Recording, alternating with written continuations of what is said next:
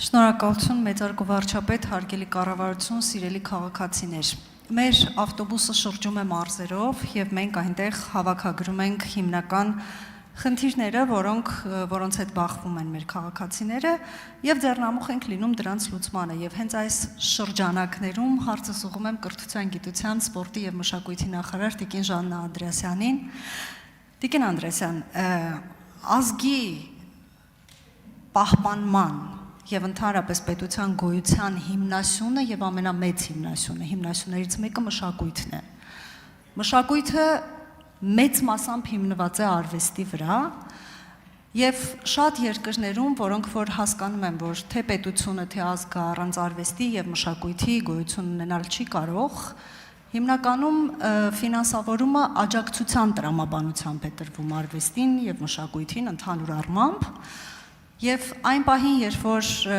տրամաբանությունը փոխվում է եւ դառնում է տնտեսական մրցակցության շրջանակներում, մշակույթը հատկապես արվեստը սկսում է մեռնել, ինչի արդյունքում նաեւ պետությունը եւ ազգը հատկապես իր առանձնահատկությունը կորցնում է, որովհետեւ մենք հատկապես արվեստաբաններս շատ լավ գիտենք, որ ամբողջը արվեստից հասկանում է ճիշտ այնքան, որքան հարբեցողը գինուց։ Անտեսելով որակը նախընտրում է էժանագինը եւ հետեւաբար մենք որպես հեղափոխական իշխանություն պարտավոր ենք պահպանել մշակույթը եւ նաեւ արվեստը։ Այս տրամաբանությամբ հատկապես սահմանամերձ շրջաններում թատրոնները բավականին լուրջ խնդիրներ ունեն եւ քանի որ սահմանամերձ շրջաններում հանրությունը զբաղված է իր գոյության պահպանմամբ, թատրոններ չի հաճախում, արվեստի օջախներ չի հաճախում եւ այն մարդիկ, որոնք ինքնանվիրումով փորձում են այդ մշակույթը պահպանել, դատապարտված են ուղղակի, որովհետև պիտի ստիպված են հող մշակել, որպեսզի կերակրել իրենց ընտանիքին։ Ասածս ինչ է, հարցը շատ էսպես գեղարվեստական ստացվեց, բայց ինչ ենք մենք անում, որպեսզի հատկապես մարզերում արվեստը եւ մշակույթը չմեռնի։ Սա քաղաքացիների հարցերն են, որովհետեւ իրոք հատկապես սահմանամերձ շրջաններում թատրոնները այդ խնդիրը ունեին, չունեին հաճախորդներ, որոնք որ հանդիսատես չունեն, որպեսզի տոմսերից գումարներով կարողանան իրենց գոյությունը պահպանել, ինչ քայլեր ենք մենք ձեռնարկում։ Շնորհակալություն։ Հարցին կպատասխանի կրթության, գիտության, մշակույթի եւ սպորտի նախարար Ժաննա Անդրեասյանը։ Տիկին Անդրեասյան, համեցեք, խնդրեմ։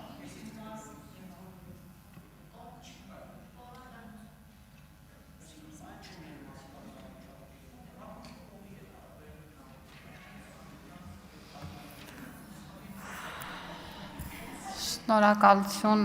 հարցի համար, Տիկին Բադալյան, իրականում ես պետք է ձեզ հիշեցնեմ, որ մշակութային կյանքի ապակենտրոնացումը եւ մարզերում մշակութային կյանքի աշխուժացումը կառավարության ծրագրի կարևոր առաջնահերթություններից է եւ մենք այս ուղղությամբ անգամներով ավելացրել ենք ջանքը եւ վերջին տարիների մեր մարզային ծրագրերը եւ մարզերում իրականացվող տարբեր միջոցառումները կարծում եմ ավելի քան տեսանելի են եւ ակնհայտ են։ Գիտեք, օրինակ նախորդ տարի ֆիլհարմոնիկ նվագախումբը ամբողջ մարզային համերգաշար արեց, հանդես գալով ավելի քան 10 համերգներ ունենալով մեր տարբեր մարզային բեմերում եւ սա նաեւ հրաշալի հնարավորություն է բացահայտել այդ բեմերը։ Մեր տարբեր մշակութային հաստատություններ, թատրոններ, նվագախմբեր իրենց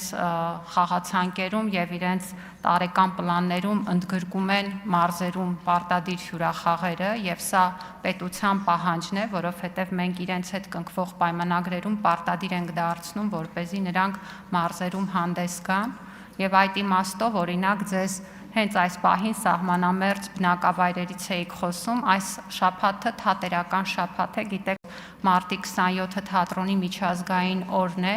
եւ մենք ամբողջ շաբաթը հաշվի առնելով նաեւ գարնանային արձակուրդների շրջանը մեր դպրոցականներին ուղղորդում ենք դեպի թատրոններ եւ օրինակ մեր Գորիսի թատրոնը հենց այս օրերին ներկայացումներ է խաղում Խոզնավարում եւ Վաղատուրում, այն բնակավայրերում, որտեղ այդ ներկայացումներին գնալու հնարավորություն ունեն հենց տեղի բնակիչները։ Բայց գիտեք, մի թերա գնահատեք մեր մարզային թատրոններին, խնդրում եմ, Եվ եթե մեր որևէ քաղաքացի նման կարծիք ունի, հրավիրում եմ գնալ եւ ներկա գտնվել օրինակ Գյումրու թատրոնի ներկայացումներին, Արտաշատի թատրոնի ներկայացումներին, Գորիսի թատրոնի ներկայացումներին եւ ինչու եմ սա ասում, որովհետեւ վստահ եմ, որ երբ որ նրանք ներկա լինեն, իսկ ես ներկա եմ եղել եւ օրինակ տեսել եմ, որ Գյումրու թատրոնում դահլիճի հանդիսատեսի մի զգալի մասը Գյումրիից չի։ Մարդիկ Երևանից թատրոնի տոմս են գնում, որպեսզի գնան Գյումրիում այդ ներկայացումը դիտեն։ Ու ինչի շնորհիվ, որակի շնորհիվ։ Եվ սա նշանակում է, Տիկին Բադալյան, որ մենք էլ մեր մոտեցումները պիտի վերանայենք, որ եթե վայ սա Վանաձորի թատրոնն է, ուրեմն այստեղ պարտադիր մի բան պիտի տեսնենք, որը պիտի զիջի երևանյան բեմերին։ Հավատացնում եմ ձեզ, որ ամենևին այդպես չի։ Աշտարակի թատրոն գնացեք, մենք ունենք բազմաթիվ նոր ձևավորվող մասնավոր թատրոններ Եղվարդում, Աբովյանում, այլ վայրերում, եւ ես շատ ուրախ եմ, որ թատերական կյանքը ապրում է եւ այդ թատերական կյանքը նաեւ որակական զարգացման մասին է եւ մարզային թատրոնները սեփական եկամուտների 30% աճ են գրանցել։ Այնպես որ առաջարկում եմ, որ առանձին քաղաքացիներին էլ իրազեկելու մեր աշխատանքը շարունակենք եւ ուղղորդենք նաեւ մասնակից լինել այս գործընթացի։ Շնորհակալություն։ Շնորհակալ եմ, ես իրականում քաղաքացիների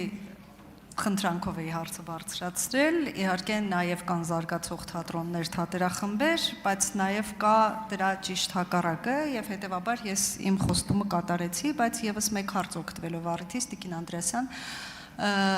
այնուամենայնիվ ինձ շատ հաճախ դիմում են նաև մեր թանգարանների աշխատողները, ես շատ լավ գիտեմ, որ մենք, եթե չեմ սխալվում, Խաչատուր Աբովյանի անվան պետական մանկավարժական համալսարանը ունի թանգարանագիտության ֆակուլտետ